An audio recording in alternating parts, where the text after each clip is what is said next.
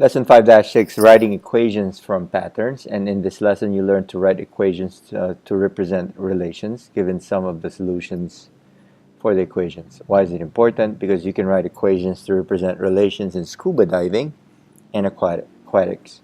Okay, real world application on scuba diving. As a scuba diver descend, as scuba divers descend, the pressure of the water increases. Scuba divers can determine their depth by the pressure. Pressure can be expressed in atmospheres. An atmosphere is equivalent to 14.7 pounds per square inch of pressure. Okay, the table below shows the relationship between atmospheres of pressure and ocean depth. So from ocean depth of 0 feet, pressure is 1 atmosphere. Pressure, when you have a depth of 33 feet, pressure is 2 atmospheres. When you have 3 atmospheres of pressure, your depth should be around 66 feet. Okay, 4 atmospheres will give you 99 feet, and 5 atmospheres will give you an ocean depth of 132 feet. Okay, so let's suppose we let P represent the atmospheres of pressure and let D represent ocean depth. The relation shown in the table can also be represented by a graph. Okay, graph the points and observe the pattern. Okay, so if we graph the points, this is how our graph would look like, where P is our independent variable and D is our dependent variable. That means our ocean depth will depend on the amount of atmospheres or the pressure. Okay, so if you look at it this way, you notice that it actually forms a straight line.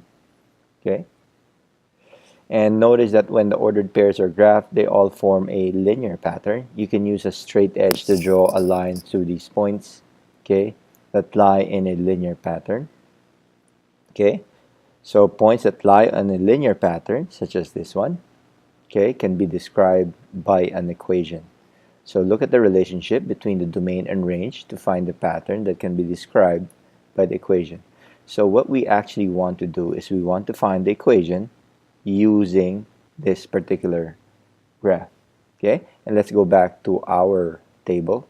Remember, P represents pressure, D represents atmosphere, and P is our independent variable, and the depth will depend on our pressure, and that's why D is our dependent variable, and we just copy down the table from the one above.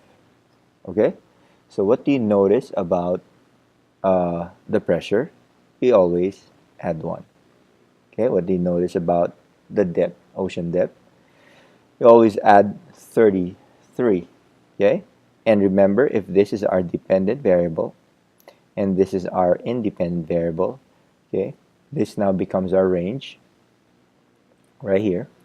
Okay, this is our range.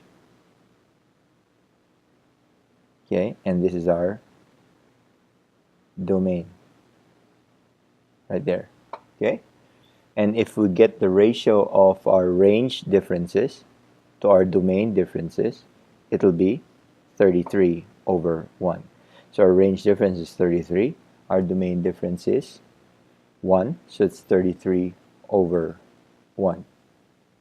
Okay, and notice that the differences, okay, in the D values are 33 times the differences of the corresponding P values.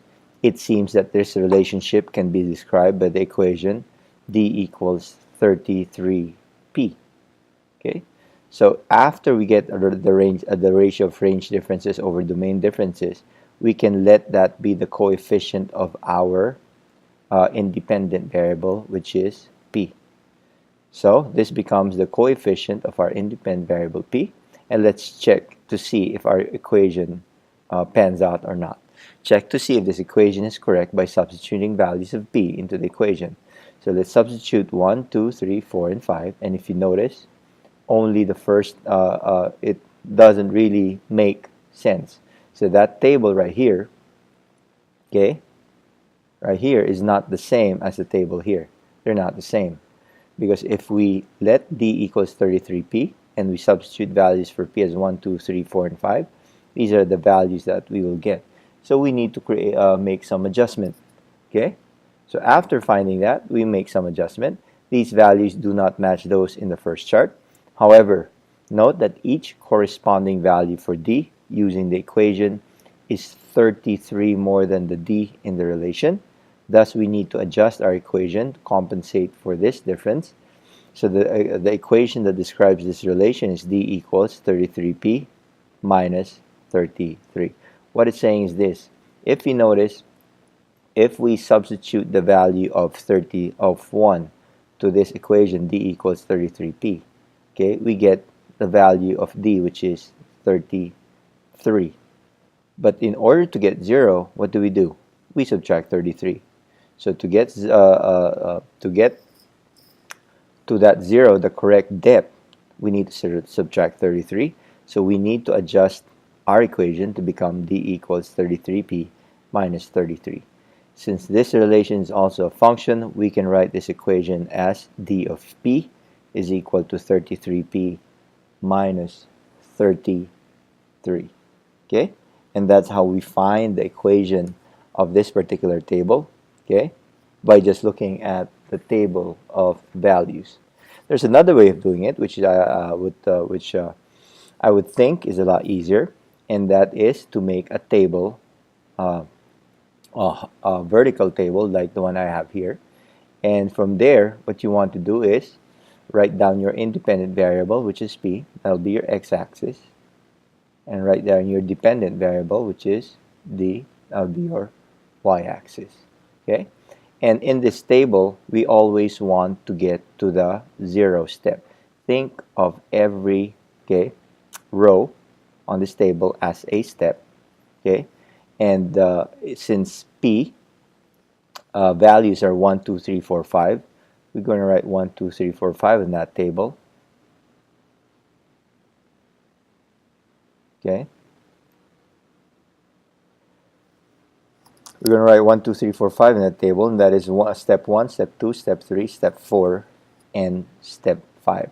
And then we fill in the values, the corresponding values of d if p is equal to 1. So we simply copy the table, 33, 66, 99, and 100. Oh, did I miss something? Yes, I missed 0. Let's do that again. Okay. Erase all of that. And let's rewrite this as 0, 33, 66, 99, and 132. We are still going to use range differences over domain differences to find the coefficient of our independent variable, because this is now plus 33. Okay, so this is plus 33, plus 33, plus 33, okay, or the same as range difference over domain differences. And this will be the coefficient of our independent variable. In this case, our independent variable is p. So we now have d is equal to 33p. Now, without testing this, remember what we did is that we had to make a separate table to make sure that this equation works or not. And we knew it did not work, so we had to make our adjustment. But with this table, you don't have to make a separate table. Why? Because all you need to do is you need to go back to your 0 step. So if we go back to our 0 step right here, and we follow the pattern of plus 33 every single time, you would know that if we go back to our 0 step, this should be negative 33. It's because if we add 33, the value would be 0, and the pattern would continue. Okay? So what we do is we get our 0 step, which is 33, and get negative 33, and that is what you will be writing down as your constant. And that's how you get it in this case, right here. D equals 33p minus 33. So again, you need to go to your 0 step on your x-axis or on your independent variable, and your 0 step will determine the constant. Okay? The interval between steps on the dependent variable or your y-axis will determine, okay, the coefficient of your independent variable. Okay? Alrighty then, let's go to the next example and see how this works. Plot the points in the relation shown in the table, then write an equation in functional notation for this relation. So this is what we need to plot right here, the graph right here. Okay? So we need to plot the points, okay? And these are the points. Negative 4, 1, negative 8, 2, negative 12, 3, negative 16, 4, negative 25. And if we plot those points, we'll end up with a linear equation such as the one that you see on the right side. Okay? And since the points form a linear pattern, we know that there is a linear equation that describes this relation. And we go back and analyze the table again.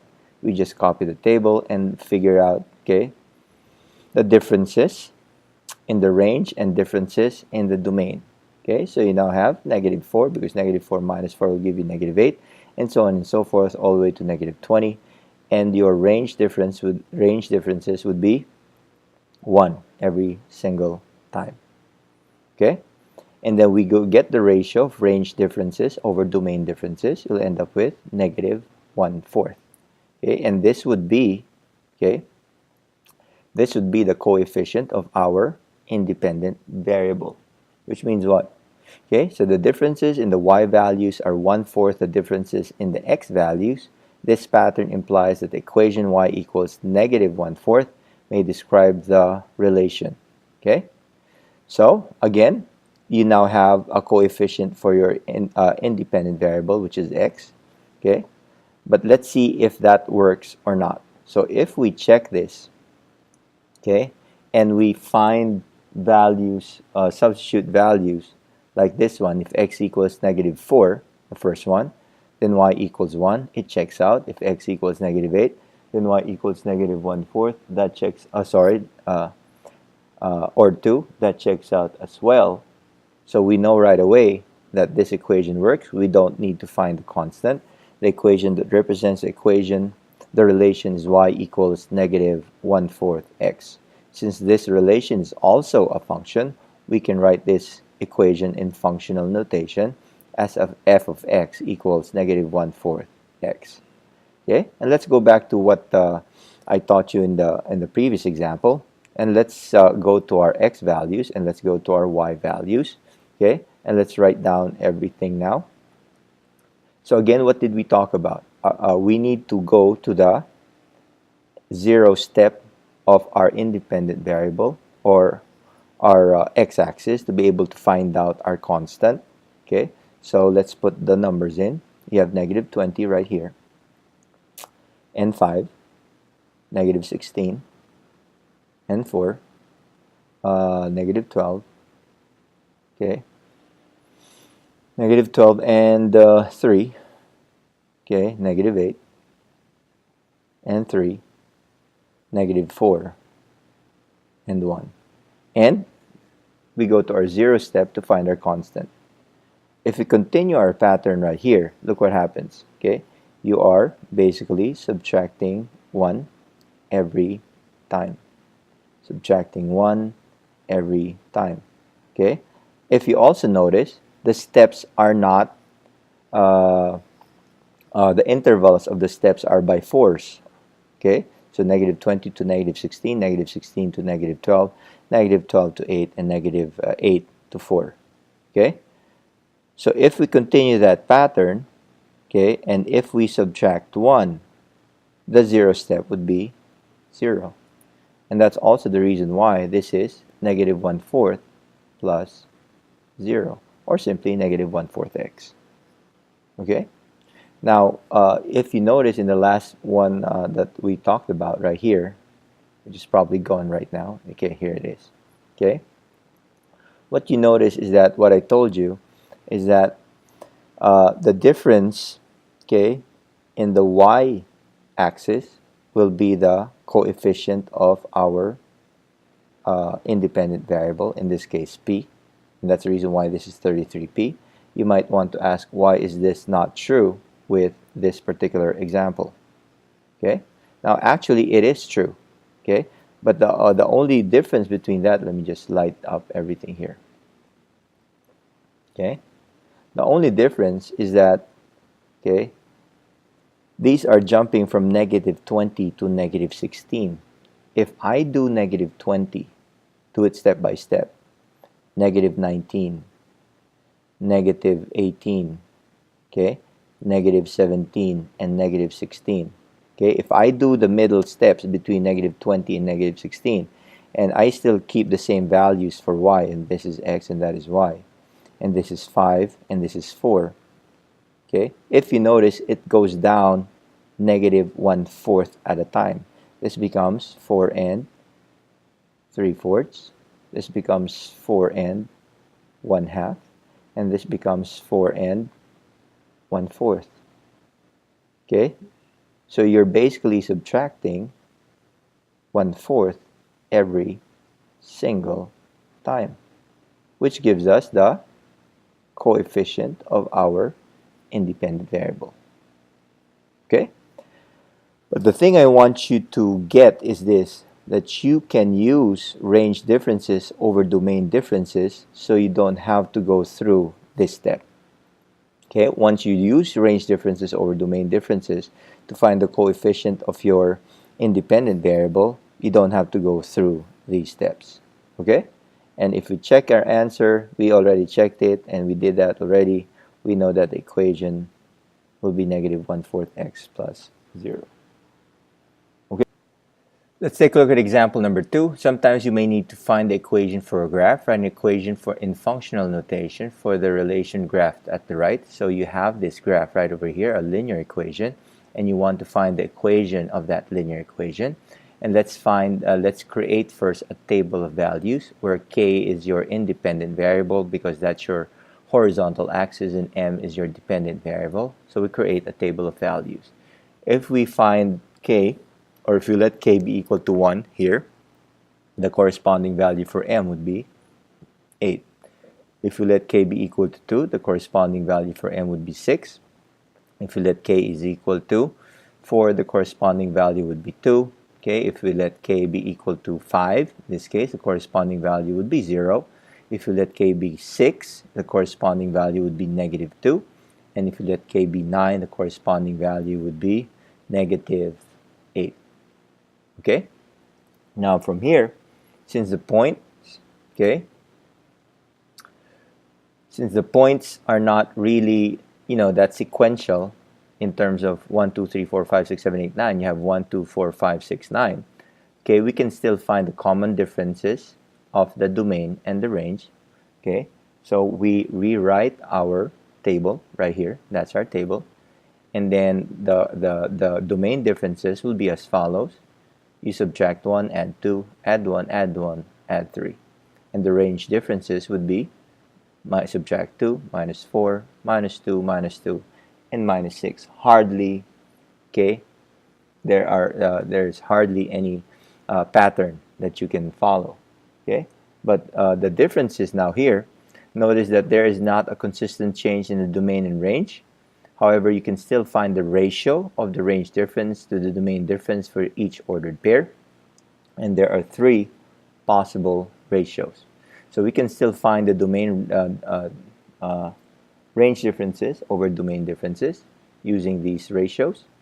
Okay, so if you find range differences over domain differences, you'll have negative 2 over 1, which is negative 2, negative 4 over 2, which is negative 2, and negative 6 over 3, which is negative 2.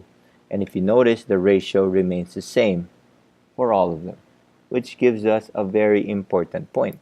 Okay, that means that the coefficient, okay, of our independent variable would be negative 2. So I can rewrite now my equation. Okay, the possible equation for this one would be m is equal to negative 2k. What we want to find out is that if there is a constant that we need to add or subtract. Okay, in that case, okay, let's use this method right here to find what is the constant that we need to add or subtract. Okay, this t table will create our t table, and we'll create our table of values again. K is our independent variable, m is our dependent variable, and let's write all these values down, leaving spaces, okay, so that it'll be sequential. 1, 2, 4, 5, 6, and 9. Okay, and the values of them are values when k is equal to 1 is 8, k is equal to 2, m is equal to 6, and so on, okay, and so forth, all the way to -8. Okay, now if you notice, if I fill in the gaps here, and if this is 3, you notice that there is a difference of -2. Okay, and if this pattern continues, difference of -2, -2, this will be 4. That is -2. Okay, and if I put 7 and 8 here, okay, the value of m when k is equal to 7 would be -4, and the value of m when k is equal to 8 would be -6. Okay, follows. Now, the most important step is the 0 step. And if this is the 0 step, what would be the value of m if k is equal to 0? And obviously that would be 10, right here. Okay, now we get our 0 step, and if you notice, it's a positive 10. That means our constant would be positive 10. So our equation would be m is equal to -2k plus 10. And that is our equation for this one. And if you use the old method, let's use the old method to check our answer if it's right or not. Okay, so this pattern suggests that since all ratios are the same, it appears that differences in the m values -2 times of that of the k values. This pattern suggests that -m equals -2k. We know that already. Check the equation if it is correct, and if we simply try m is equal to -2k, we find that if k is equal to 2, m is equal to -4, but the range values of k equals 2 is 6, a difference of 10. Try some other values in the domain to see if you have the same difference occurs. So if you notice, if it's only -2k, you will have a different set of values right here. Okay, it's not the same as the one we have here. So what do? We also notice here that -18 is equal to -8, and there is a 10 difference between the real values and the other set of values. So m is 10 more than -k, and that's how you end up with -2k plus 10. Okay. Again, in this particular method, there's a lot of guessing and checking, but if you use this vertical method, wherein you go to your 0 step, you can get your constant right away. Okay, so this is the table of values. This is the correct table of values right here. Okay, and this is the set of values if the equation is only m is equal to -2k. So let's check our answer again. Too many checks. Okay, if k is equal to -2, then m is equal to -2 times 2, or 6. If k is equal to 9, then m is equal to -2 times 9 plus 10, or -8. Okay, and it checks out. Therefore, m is equal to -2k plus 10 describes this relation. Okay, we can write this equation in functional notation as f of k is equal to -2k plus 10. Okay, take a look at the last example. Many times you can generalize relationships among data you have collected with an equation. Let's take a look at example 3. Pennies are units for measuring the lengths of nails. Nails measured in pennies can range from 2 penny nails to 60 penny nails. The graph to the right illustrates the lengths of several penny nails. Okay, so penny nails are your independent variable, and inches will be your dependent variable. Okay, so the length of a nail as a function of its penny status can be modeled by the linear equation 2 through 10 penny nails. Write an equation in functional notation for this relationship for A. And letter B, find the lengths of 3 penny nails, 3 penny nail, a 5 penny nail, and a 10 penny nail. Let's take a look at A. Okay, we can see from the graph that the points form a linear pattern. Okay, so because it goes up something like this. Okay, so if you want to make a straight line out of this, you know right away that goes up, so it forms a linear pattern right there. Okay, there's a linear equation that describes the relation for 2 through 10 penny nails. And let's create a table of values. Okay, and let's use x and y. So you have x, which represents, okay, your penny nails, and y, which represents the number of inches. And if you look at the range differences and the domain differences would be plus 2, plus 2, plus 2, and the range differences would be 0.5, 0.5, 0.5.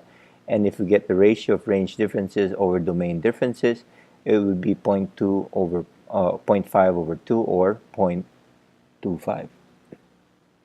Okay, so that means in this case right away that if we were to write our equation right now, it would be y is equal to 0.25x.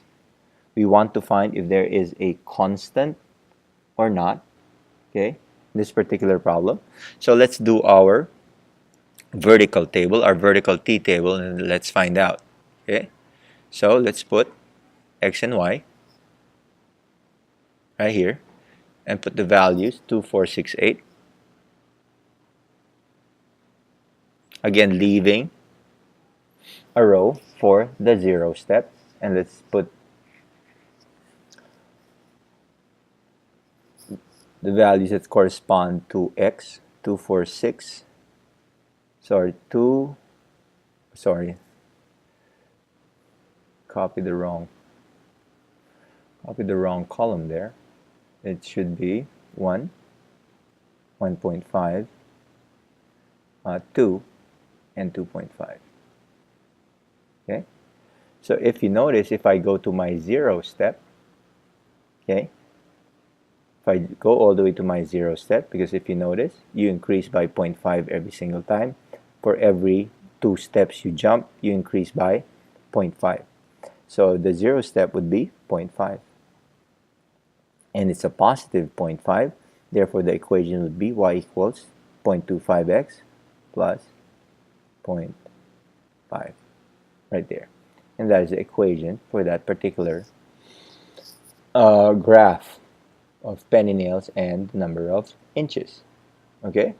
Now, if you notice, okay, we're going from 0 step, 2 step, 4 step, 6 step, and 8 step. If I make this sequential, and I make the 0, 1, 2, 3, 4, 5, 6, 7, 8. Let me get this whole thing and let me take it out here so I'll kind of have space. Put it here, right there. Okay. So if I make the sequential to be 0, 1, 2, 3, 4, 5, 6. I'll stop at 6. Well, might as well go all the way to 8.